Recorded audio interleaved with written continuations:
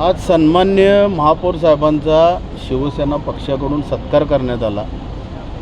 सत्कार करून झाल्यानंतर जुन्या पार्श्वभूमीवर थोडीफार चर्चा झाली। चर्चेचं स्वरूप आणि आमचं आजच्या निवेदनाचं स्वरूप वेगवेगळं होतं।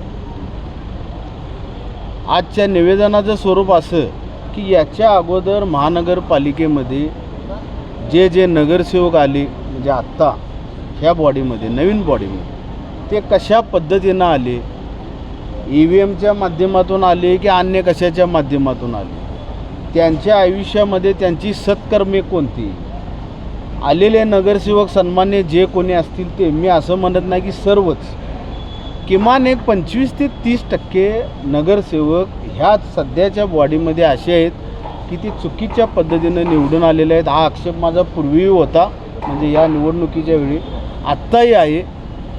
महापौर मॅडमना आम्ही हा वेगळ्या पार्लमेंटमधला फोटो दाखवला।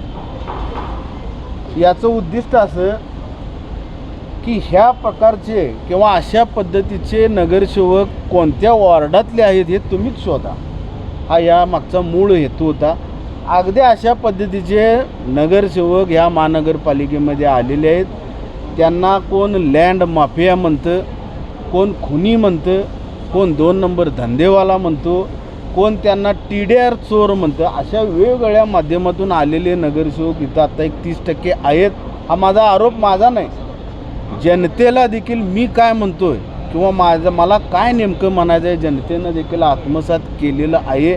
माझी विनंती आपल्या सर्वांच्या माध्यमातून की हा जो प्रकार आम्ही महापौरांना दाखवलेला आहे ह्यापासून महापौरांनी सावध राहावं, लँड माफियांपासून सावध राहावं आणि चांगलं काम जेणेकरून ह्या कोल्हापूर शहराला रणरागिणी ताराराणीचं नाव घेऊन संबोधलं जातं अशा पद्धतीचं काम करावं।